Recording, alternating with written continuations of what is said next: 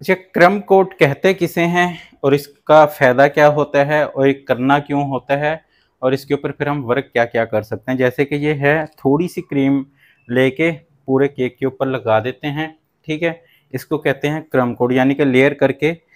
उसके बाद थोड़ी-सी क्रीम, जैसे ये थोड़ी-थोड़ी लगी हुई ना, इसका ये फ़ायदा होता है कि केक के जो क्रम्स होते हैं ना, जब हम दोबारा इसके ऊपर प्लास्टर करेंगे फ़ैनल, चाहे वो व्हाइट हो, कोई कलरफुल क्रीम हो, कुछ भी हो, तो वो केक के जो छोटे-छोटे क्रम्स होते हैं वो क्रीम के अंदर मिक्स नहीं होंगे, क्योंकि अब ये सारे इसके साथ केक के साथ चिपक गए हैं। अच्छा, अगर आप किसी भी आइसिंग का क्रम कोट करते हैं, किसी भी आइसिंग से मुराद की, जैसे कि ये चॉकलेट है और इस तरह की कोई और आप इस तरह की खुद से आइसिंग बनाते हैं, प्रीवे करते हैं,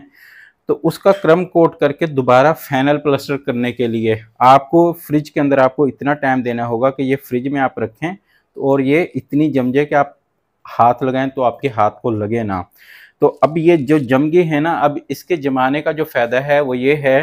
कि इसके ऊपर आप किसी भी तरह की रंग की क्रीम प्लास्टर कर सकते हैं, व्हाइट कर लें, पिंक कर लें, रेड कर लें, जो मर्जी कर लें। अब जो है ना, ये जो क्रम कोट हमने किया हो ये दूसरी क्रीम के अंदर मिक्स नहीं होगा, ठीक है? इसका जमाना इसलिए लाजमी है।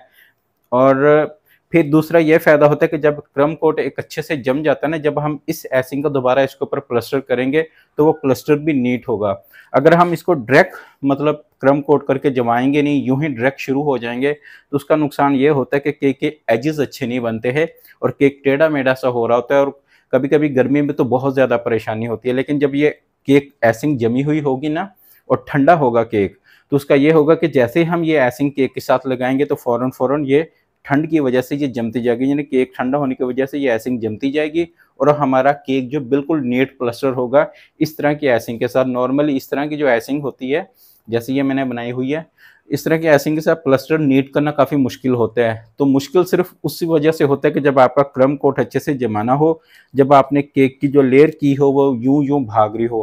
पहले मैंने केक की लेयर की, लेयर के अंदर भी इसी को डाला, लेयर करके आधा घंटा मैंने इसको फ्रिज में रखा, ठीक है? जब ये इसकी लेयर इतनी जम गई कि ऊपर वाला स्पंज मैं यूं करूं तो ऊपर वाला हिले ना, फिर उसके बाद मैंने क्रम कोट करके फिर इसको 20 मिनट के लिए दोबारा फ्रिज में रखा, तो अब ये लेयर भी जम गई और ये भी जम गया। अब इसके ऊपर हम जो मर्जी काम कर सकते हैं, चाहे आप फॉन्डेंट केक बनाएं, चाहे विपिंग क्रीम केक बनाएं या कुछ बनाएं। यहाँ पे एक चीज़ मैं क्लियर कर दूं, अगर केक सिर्फ आप विपिंग क्रीम का बना रहे हैं तो विपिंग क्रीम का ही आपने क्रम कोट किया है, तो विपिंग क्रीम का क्रम कोट करके फ्रिज में नहीं रख सकते, उसको हाथ के हाथ फाइनल करना। तो उसकी वजह यह है कि विपिंग क्रीम को जैसे आप प्लस क्रम कोट करके फ्रिज में रखेंगे तो विपिंग क्रीम वैसे पड़े पड़े नरम होती रहती है, नरम होती रहती है। तो क्रम कोट करके रखेंगे तो और ज़्यादा नरम हो जाएगी। तो जब आप उसके ऊपर कोई क्रीम लगाएंगे तो वो सारी नरम क्रीम दूसरी क्रीम के अंदर मिक्स होती है, जिससे सारे जो है ना केक के क्रम्स और क्रम्स सब कुछ मिक्स हो जाता है। तो विपिंग क्रीम का जो है क्रम कोट वो हाथ के हाथ करके हाथ के हाथ तैयार करना है, उसको आप नहीं रोक सकते, इसको आपने जमा के करना है,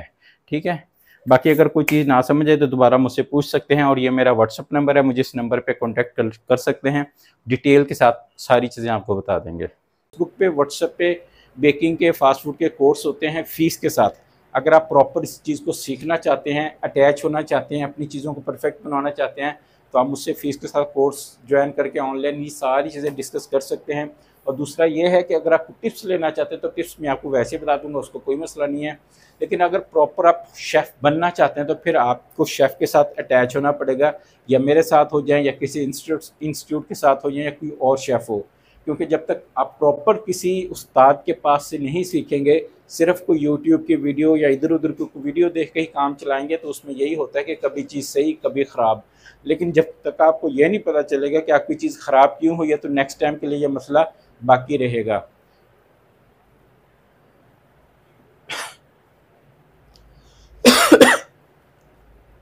अगर आप मुझसे कांटेक्ट करना चाहते हैं तो ये मेरा व्हाट्सएप नंबर है, आप मुझे इस नंबर पे कांटेक्ट कर सकते हैं।